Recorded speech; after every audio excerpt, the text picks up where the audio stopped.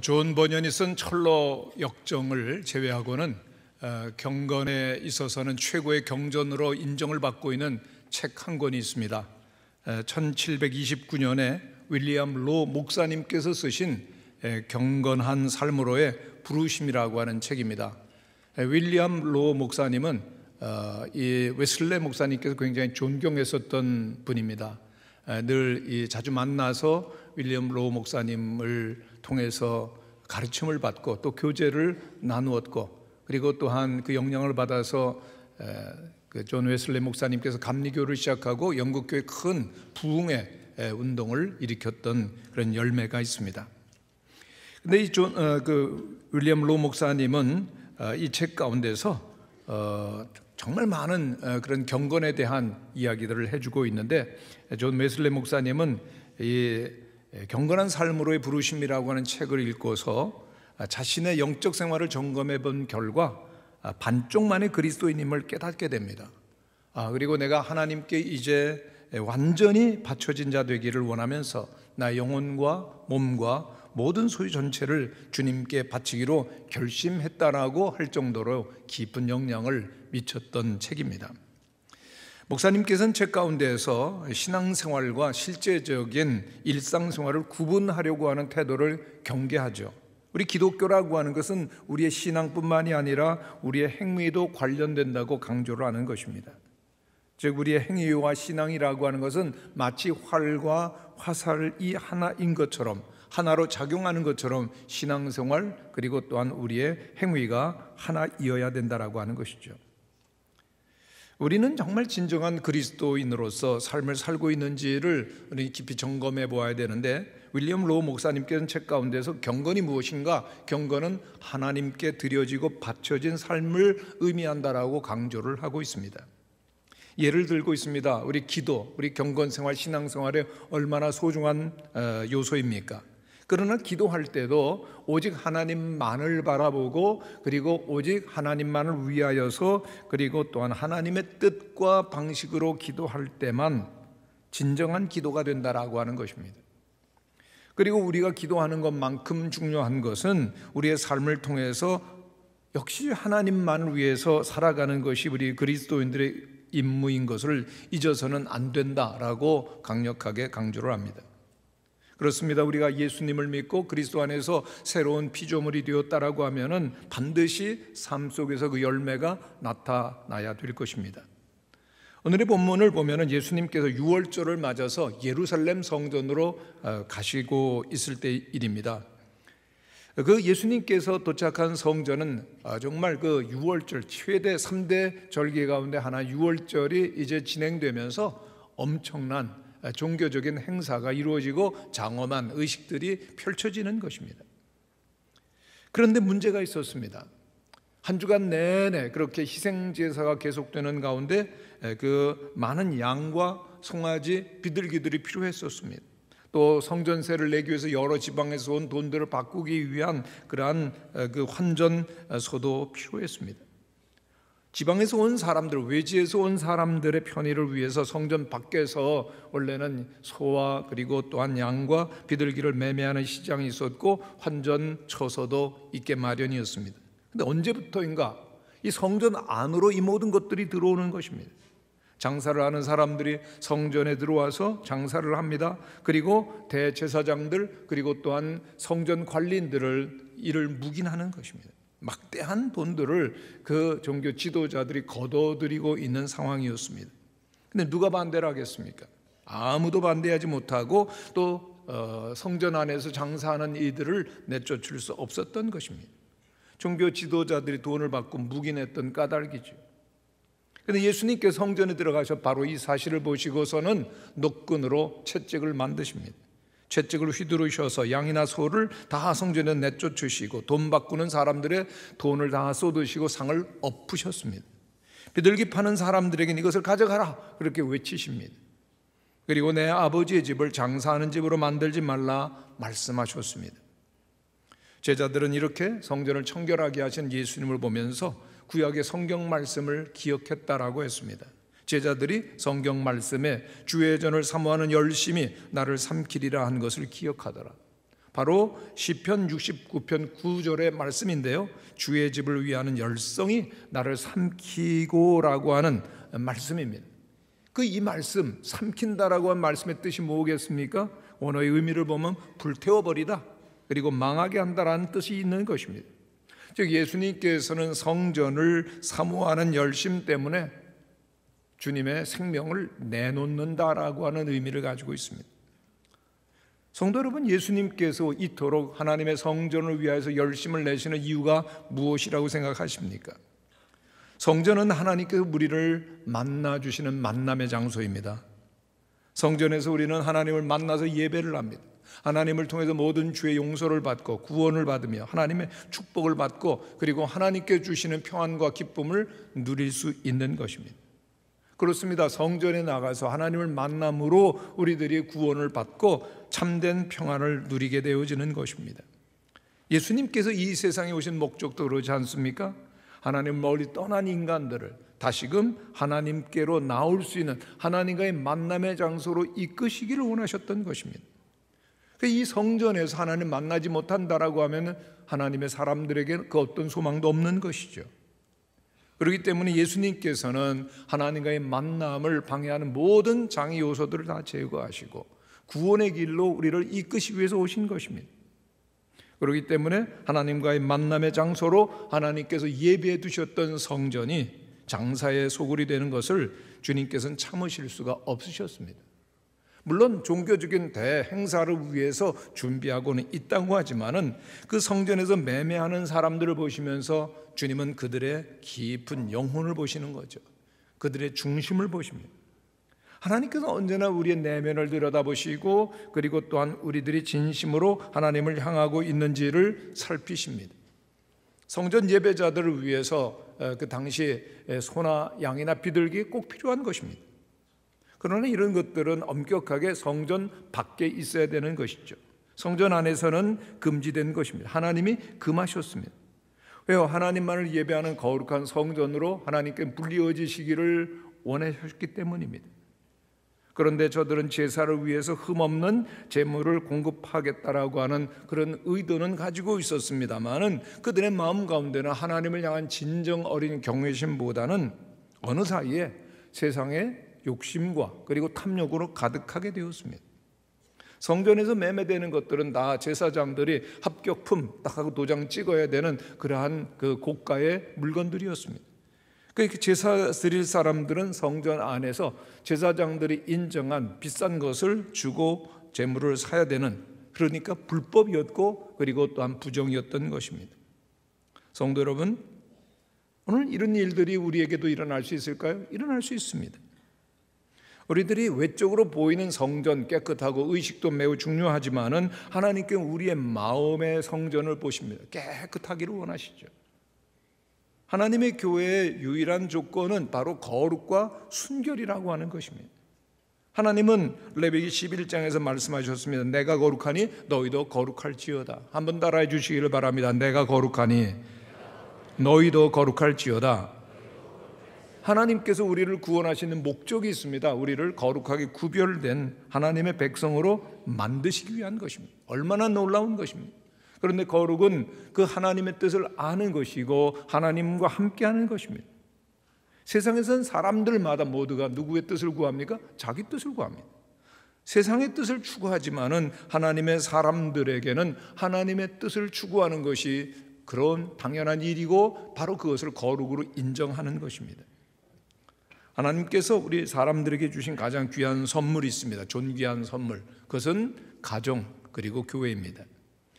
이 두 가지를 소중하고 존귀하게 여기는 것이 하나님의 백성들에게, 하나님의 그 지으심을 받은 사람들에게 가장 큰 그런 사명이 될 것입니다. 그런데 소중히 여겨야 될 것을 소중히 여긴다는 것, 쉬운 일만은 아닙니다. 요즘에 남성들이 모이면 서로 주고받는 이야기가 있다고 그러죠. 야, 떨고 있냐? 왜 떨고 있습니까? 요즘 그 남성들이 참 심각한 반성 그리고 새로운 자각을 해야 되는 시대가 지금 앞으로 펼쳐지고 있다는 생각이 드는데 왜 이렇게 부끄러운 일들이 우리의 사회 속에 만연해 있겠습니까? 하나님께서 지으신, 하나님의 형상으로 지으신 아름답고 존귀한 존재인 그 여성을 소중하게 여기지 못하고, 하나님께서 너무나도 사랑하시고 귀히 여기시는 인격체임을, 영혼이 있는 그 하나님의 사람인 것을 잊고서 힘이나 지위나 돈을 가지고 그렇게 폭력을 행할 때 오늘 사회는 그것을 범죄로 규정을 합니다. 더 이상 이 사회 속에 뿌리를 내려서는 안 될 큰 범죄라고 보았습니다. 가정을 지키고 우리의 인격을 지키는 것이죠. 동시에 교회도 마찬가지입니다.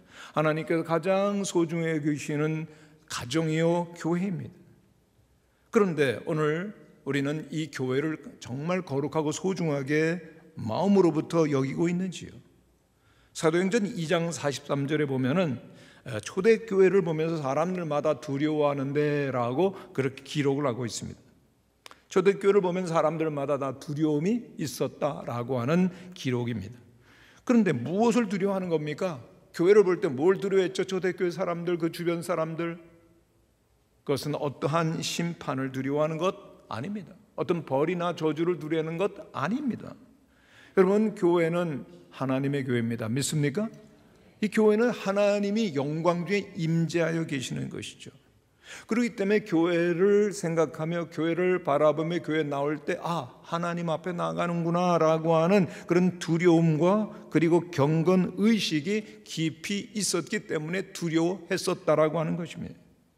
초대교회는 교회를 생각할 때 그렇게 두려워하는 마음 있었습니다. 그렇기 때문에 교회를 나올 때 하나님을 경외하고 사랑합니다. 그리고 하나님께서 허락하신 사람들을 볼 때 나보다 높은 존재로 섬기며 사랑했었던 삶이 있었습니다. 그런데 오늘 우리들에게는 어떻습니까? 교회를 여러분 오늘 아침에 오시면서 마음속에 정말 두려운 마음으로 오셨습니까?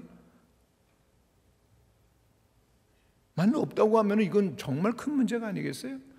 하나님의 교회를 생각하면서 두려움이 없다. 그럼 어떤 일도 다 가능한 것이죠. 예수님 당시의 사람들은 바로 이러한 그 하나님 앞에 있다라고 하는 장엄한 종교의식은 저들이 했을지 모르지만 정말 하나님을 사랑하는 마음, 두려워하는 마음 없었기 때문에 장사하는 장소로, 타락한 장소로 만들었던 것입니다. 하나님의 영광 그들과 함께 할 수가 없으셨습니다.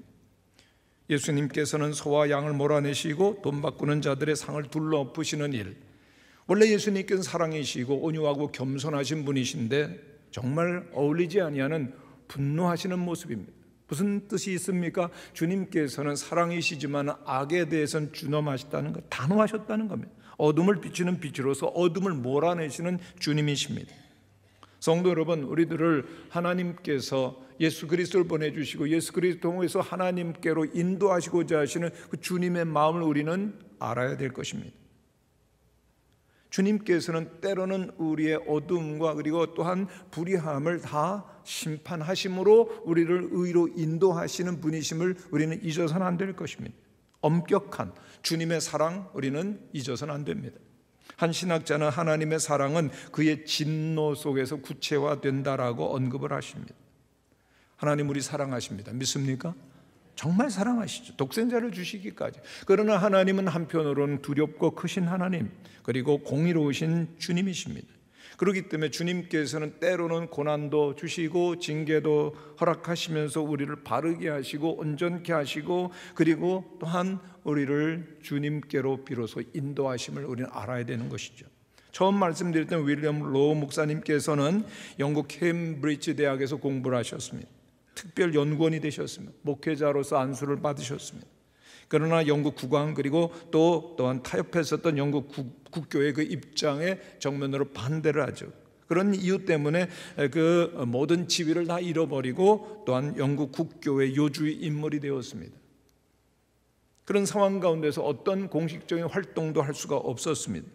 그러나 그것이 하나님과의 깊은 그 만남으로 인도를 하게 되는데 늘 하나님 앞에서 깊은 묵상과 그리고 기도에 전념하게 되었습니다. 그 고독한 시간 가운데서 윌리엄 로우 목사님께서 하나님과 깊이 연합할 수가 있었고 믿음으로 사는 삶에 대한 탁월한 가르침과 훌륭한 사상들을 내놓아서 영국 교회 부흥운동을 위한 중요한 토양을 마련하였던 것입니다. 공식적인 활동을 하지 못했지만 가장 큰 많은 공헌을 했었던 분 윌리엄 로우 목사님이십니다. 하나님께서는 오늘 우리들에게 정말 우리들이 소중히 해야 될 것이 무엇인지를 말씀하시기를 원하십니다. 세상에 살고 있습니다. 그러나 세상 속에서 살기 때문에 세상적인 것 때문에 영원한 것을 잃지 아니하는 하나님의 거룩한 사람이 되기를 주님 원하십니다. 예수님께서 성경을 청결케 하시는 일 하셨을 때 가장 놀라고 당황해야 되는 사람들은 누구였을까요? 제사장들이었을 것입니다. 그런데 그들은 분노를 합니다. 아니, 누가 감히 대제사장의 권위에 도전을 해? 아니, 하나님의 아들이고 자칭 그리스도라고? 그렇다면은 표적을 좀 보여봐. 그렇게 대제사장들, 종교 지도자들은 반응을 보였습니다. 18절 말씀입니다. 이에 유대인들이 대답하여 예수께 말하기를 내가 이런 일을 행하니 무슨 표적을 우리에게 보이겠느냐.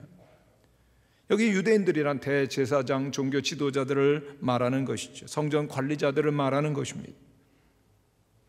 이미 저들은 예수님에 대한 소문 잘 알고 있었습니다. 물로 포도주를 만드시고, 그리고 어떤 병자를 고치시고 귀신을 쫓아내 능력을 행하시는 참 그 놀라운 분인 것을 알고 있었습니다. 그러나 소문 들은 것 부족하다. 그러니까 표적을 좀 해봐라.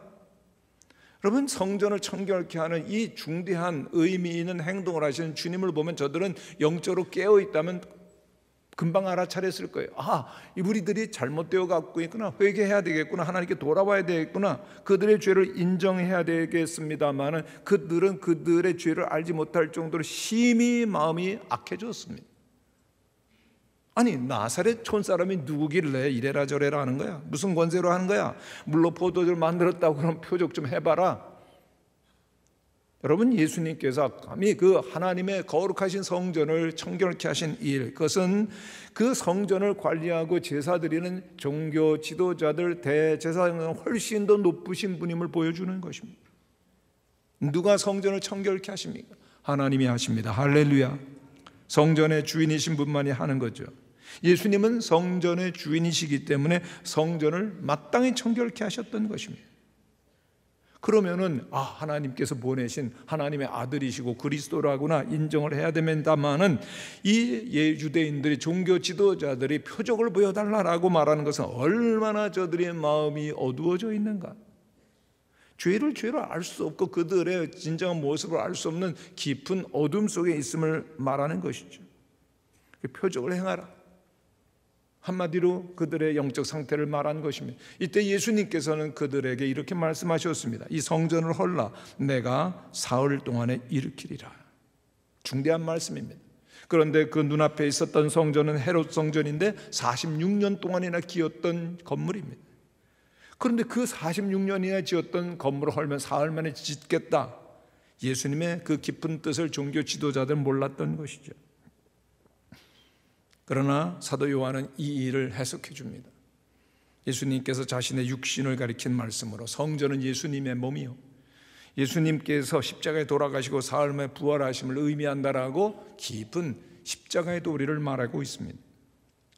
그렇습니다. 우리들이 하나님 앞에 나아가는 길은 그 어떠한 의식이나 형식이나 재물을 통해서 나가는 것 아닙니다. 오직 우리를 위해 십자가에 달려 돌아가신 예수 그리스도를 통해서만 하나님께로 나아갈 수 있는 줄로 믿습니다. 십자가를 통해서만, 하나님께서 허락하여 주시는 진정한 성전을 통해서만 하나님을 만나기 때문에 예수님께서 이 눈에 보이는 성전을 헐어버리라 말씀하셨던 것입니다. 그렇습니다. 하나님을 만날 수 없는 성전, 무의미한 것이죠. 그렇기 때문에 헐어버리라고 말씀하셨는데 그 의미를 알지 못했었던 성전 지도자들은 하나님을, 예수님 모욕했다고 트집을 잡으면서 드디어 죽일 계획을 짰었던 것입니다. 예수님이 3년 후에 재판석에 섰을 때 주님을 고소했던 말이 바로 이 사건입니다. 마태복음 26장에 보면 이르되 이 사람의 말이 내가 하나님의 성전을 헐고 사흘 동안에 지을 수 있다 하더라 하니, 바로 그 성전을 헐면 사흘 만에 다시금 짓겠다고 그 말이 바로 고소의 빌미가 되고, 그것 때문에 예수님은 십자가에 달려 돌아가시죠. 주님께서는 생명을 걸고 그 말씀을 하셨습니다. 주님께서는 하나님께로 나아가는 길을 열고 하나님의 만남의 장소를 허락하시기 위해서 당신을 십자가에 못 박으신다는 겁니다. 그러나 사흘 만에 부활하신다는 것입니다. 그렇습니다. 예수님께서 우리를 위해서 죽으시고 사흘 만에 부활하시는 이 놀라운 사건은 예수님께서 하나님의 아들이시고 그리스도이심을 보여주는 가장 강력한 사건입니다. 십자가와 부활이 표적을 구하는 사람들에게 유일한 표적이었다라고 하는 것이죠. 예수님께서는 당신의 몸이 성전이라고 말씀하시면서 성전인 몸을 십자가에 못 박아 찢고, 그리고 또한 그 십자가의 보혈의 공로를 통해서 우리의 모든 죄를 사하시는 새로운 제사가 이루어지고, 그리고 또한 주님께서 이제 구약의 그 옛 성전이 필요 없는 새로운 시대가 올 것을 말씀해 주셨던 것입니다. 왜요? 부활하신 예수님께서는 이제 주님의 영으로 온 세상에 계시면서 누구든지 예수 그리스도의 이름을 부르기만 하면 어디에서든지 하나님께 예배드릴 수 있는 길이 열려졌기 때문입니다. 할렐루야. 그렇습니다. 그 성전을 헐으면, 눈에 보이는 성전을 헐고 새로운 성전, 예수님을 통한 새로운 예배가 시작될 것을 말씀하시는 것입니다. 오늘 우리들에게 주시는 말씀입니다. 오늘 우리들은 주님 앞에 나가야 됩니다. 영광스러운 주님 앞에 나가서 예배를 드리는데, 오직 우리를 위하여 십자가에 달려 돌아가신 예수 그리스도 안에서 주님께서 진정으로 받으시고자 하시는, 변질되지 않은, 타락되지 아니한 오직 주님의 전을 삼아하는 열심으로 하나님을 예배하며 찬양할 수 있는 우리 모든 성도들이 되시기를 축원합니다. 세상에 살지만 하나님을 예배하는 자로 사는 것이죠. 잘 알려진 세계적인 골프 선수 최경주 씨가 국제대회에서 우승했을 때 일입니다. 한 번은 대회 전날이었는데 아내가 성경 구절을 줍니다. 그러면 이 말씀을 외우고 경기에 나가세요 그랬습니다. 여러분, 우리 여자 집사님들 또 성도님들 그렇게 하십니까? 남편들이 멀리 갈 때는 성경 말씀 주시기를 바랍니다. 근데 요한복음 말씀을 주었습니다. 너희가 나를 택한 것이 아니여 내가 너희를 택하여 세웠나니 이는 너희로 가서 열매를 맺게 하고 또 너희 열매가 항상 있게 하여 내 이름으로 아버지께 무엇을 구하든지 다 받게 하려 함이라. 열심히 경기 전날도 외웠습니다. 그리고 경기장에 가면서 또 이 말씀을 외우는데, 그 첫 번째 홀에서 경기를 시작하려고 하는데 까마득하게 말씀이 생각이 나지 않더라는 겁니다. 당황했습니다. 그래서 다시금 말씀을 깊이 생각하면서 말씀을 전체를 암송하려고 그렇게 노력을 하다가 보니까 공 칠 생각, 어떻게 공을 때려야 되느냐보다는 그 외웠던 말씀을 다시 생각하고 묵상하는 일에 이렇게 빠져들어가게 됩니다. 내가 어떻게 쳐야 될지 생각이 많으면요, 경기 중에 힘이 들어가게 되고 실수를 한다고 그래요. 염스 때처럼 경기 중에도 힘의 80%만 써야 정확하게 간다고 합니다. 근데 힘의 100%, 120%를 쓰면 반드시 실수를 한다고 하는 것입니다. 또 무슨 일이 있어도 나 꼭 우승해야겠다, 집념, 그렇게 생각에 사로잡히게 되어지면 우승하겠다고 생각하면 그 중압감에 무너지는 일들이 너무 많다는 것이죠.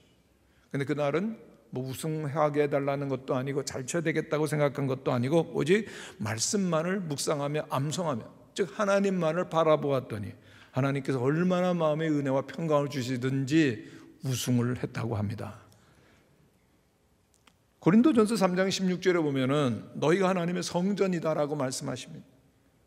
여러분, 얼마나 놀라운 말입니까? 우리 성도님들 한 분 한 분이 하나님을 모실 수 있는, 하나님의 영이 임하실 수 있는 신령한 그릇이다, 하나님의 집이라고 하는 것입니다. 믿습니까? 우리는 영과 육과 혼으로 나뉘어져 있는데 우리들이 몸과 혼으로 주님 만나는 것이 아니죠. 우리의 육신과 이성으로서가 아니라 하나님께 주신 영이 우리들 안에 있는데, 그 영이 온전히 주님을 바라볼 때 주님을 우리들이 만나고 예배하는 것입니다. 한번 따라해 보시기를 바랍니다. 내가 하나님의 성전입니다. 아멘이십니까? 성경은 너희가 하나님의 성전인 것과 하나님의 성령이 너희 안에 거하시는 것을 너희가 알지 못하느냐라고 말씀하시는데, 그렇다면 이제 질문이 있습니다. 여러분 안에 하나님 계십니까? 내 안에 하나님이 계신가? 그렇다면 하나님 계시다라고 하면 나는 늘 하나님을 의식하며 바라보는 거야. 또 늘 하나님을 모시고 어디든지 가느냐, 그리고 하나님의 뜻에 순종하느냐라고 하는 질문이 계속 이어져야 마땅한 것입니다. 성전인 우리는 모두가 다 거룩해야 하는 것이죠. 우리의 주인이 하나님이시요 성령이신 만큼 우리의 몸도, 우리의 생각도, 우리의 삶도 모두가 다 거룩하며 주님과 함께 해야 된다 하는 것이 마땅하지 않겠습니까? 주인이 거룩하신 하나님이신데 우리의 집이, 우리의 영혼이, 우리의 생각이, 삶이 더럽혀질 수가 있겠습니까? 마땅히 거룩하신 주인에게 합당하신 거룩한 집이 될 수 있도록 거룩하게 구별하여 갖고 나가시는 우리 모든 성도들이 되시기를 바랍니다. 늘 하나님 말씀하시고 늘 하나님이 인도하시고 하나님의 뜻을 이루어 나가는 거룩한 성전으로 우리를 지켜가야 될 것이, 십자가로 우리의 모든 옛 허물과 그리고 또 옛 성전 다 부숴버려요. 그리고 또한 주님의 피로 거듭나고 새로워져서 함께 주님을 모시고 그리고 또한 주님과 교제하며 기도하며 하나님 영광이 임하시는 거룩한 주의 백성으로 살아가시는 은혜가 있게 되시기를 바랍니다. 우리가 세상에 삽니다. 그러나 세상에 더 이상 빠져서 살아서는 안 되는 때가 옵니다. 이제는 우리의 자신을 주님께 드리는 것입니다. 우리 안에 주님을 모시는 것입니다.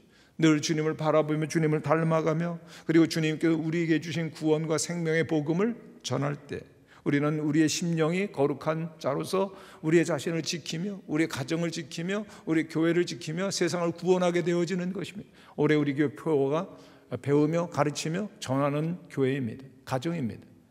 늘 하나님을 바라보며 주의 말씀을 듣고 내가 먼저 듣고 그리고 우리의 사랑하는 사람들 가르치며 함께 우리들이 그 복음을 전함으로 이 세상을 하나님의 나라로 바꿔가는 사명 우리에게 있다라고 하는 것이죠. 왜? 우리가 하나님의 성전되었기 때문에. 세상의 유일한 구원과 빛이고 기쁨이 되신 예수 그리스도를 우리는 전하는 그러한 일이 있을 때만 세상은 어둠 속에서도 빛을 보고 소망을 보며 하나님의 나라가 세워지는 것이죠. 서울 노회 목사님들, 장로님들과 함께 증도를 수련회로 방문을 했었던 적이 있습니다. 증도는 인구가 90%가 기독교인입니다. 섬 전체가 금연구역으로 규정되어 있는데요, 유네스코가 지정한 슬로우 시티입니다. 아름다운 끊임없이 펼쳐진 갯벌 그리고 청정 바다로서 잘 알려져 있는 섬이죠. 그리고 또한 고품질의 소금이 나와서 천사의 섬, 천국의 섬으로 불리기도 하는데 원래 이 섬이 그 옛날부터 그렇게 부유했었던 섬은 아닙니다. 예전에는 너무나 가난한 어민들 그리고 농민들이 생계를 연명하기 힘들어서 떠나가던 그런 섬이었습니다.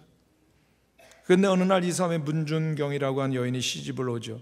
그런데 결혼 첫날부터 소박을 받았습니다. 목포로 나갔다가 이성복 목사님의 도움으로 복음을 받아들이게 되었고 그리고 서울에서 신학을 공부하고 다시금 이 섬으로 돌아옵니다. 그리고 섬 구석구석을 다니면서 복음을 전하는 것입니다. 동네마다 이번에 아름답게 노래를 잘했습니다. 아름다운 목소리로 예수 사랑하심은 거룩하신 말일세 우리들은 약하나 예수 권세 많도다. 날 사랑하심 날 사랑하심 날 사랑하심 성경에 써있네. 찬송하면서 그 섬에 많았던 병자들을 위하여 기도하면 병이 낫고 그리고 도박으로 망하고 술 취하고 범죄하는 사람들을 붙들고 위로하며 기도하며 그리고 또한 아이들을 품에 안고 복음을 가르치면서 그 섬을 완전히 바꿔나가는 일이 생기게 되어집니다. 당시 고무신 한 켤레면 한 해를 나는 때인데 한 해 9켤레 고무신이 닳도록 그 섬 전체를 다니면서 복음을 전한 문준경 전도사님은 신안 일대에 그 100여 개의 교회를 개척했고 증도에만도 11개의 교회를 개척을 하게 됩니다. 바로 그곳에서 우리들이 잘 알고 있는 김중곤 목사님, 정태기 목사님, 이만신 목사님, 신복윤 목사님 등 영향력 있는 많은 기독교 지도자들이 배출되게 됩니다. 이 가난한 섬, 어두웠었던 죄악의 섬이 이 부유한 섬 그리고 또한 세상에 영향을 주는 아름다운 섬으로 바뀌어가게 됩니다. 하늘의 영광이 이 땅에 그 섬에 임하게 된 것입니다. 오늘날 그 섬의 중심 도로는 문중경로라고 불리고 있는데요, 또한 이 섬에 보면 문준경 전도사님이 계속 매일매일 올라가서 기도하셨던 기도바위가 있습니다. 그 기도바위에 가보면 한반도 그 지도와 같은 모습이 보이는 새송숲이 보입니다. 그 산 꼭대기에서 계속해서 한반도의 부흥을 위하여 하나님을 바라보며 기도했었던 것입니다. 우리나라와 그리고 또한 한국교회 어둠의 세력이 다 물러가고 하나님의 나라가 세워지고 주님의 영광이 임하기를 눈물로 기도했을 때 참으로 놀라운 일들이 그 섬과 그리고 이 나라에 이루어졌었죠. 우리 민족과 사회가 안고 있는 그 많은 어려운 문제들 어떻게 해결이 되겠습니까? 사람의 그 제도와 방법으로는 불가능한 것입니다. 오직 하나님의 영광이 임할 때 하나님께서 함께 하실 때만 진정한 회복과 부흥이 있는 줄로 믿습니다. 우리의 가정도 마찬가지죠. 우리의 심령도 마찬가지입니다. 오늘 우리들이 해야 될 일이 있습니다. 복음을 전하셨던 그 문중경 전도사님처럼 민족을 안고, 그리고 또한 우리의 교회를 안고 사랑하는 가정을 안고 기도하며 복음을 전하게 되어질 때 우리의 가정과 교회에 하나님의 영광이 임하시게 될 줄로 믿습니다. 우리 민족과 나라 가운데 새로운 회복과 부흥이 반드시 있게 될 것입니다. 중요한 것은 우리들이 새로운 하나님의 거룩한 성전으로 회복되는 겁니다. 다시금 그리스도 예수의 십자가 앞으로 나아가서 우리의 모든 죄와 허물들을 다 내려놓으시고, 그리고 주님을 마음속에 모시며 부흥과 회복의 통로인 그러한 하나님의 교회로서, 성도로서 아름답게 사용되시는 우리 모든 성도들이 되시기를 간절히 축원합니다.